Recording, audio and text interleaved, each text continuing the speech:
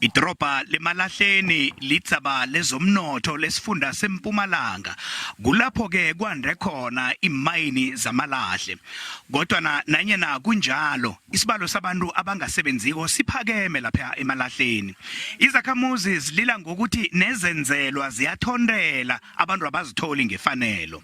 Umalema ubuye wakhuluma nangendaba yabantu abadala bakhona eMalahleni.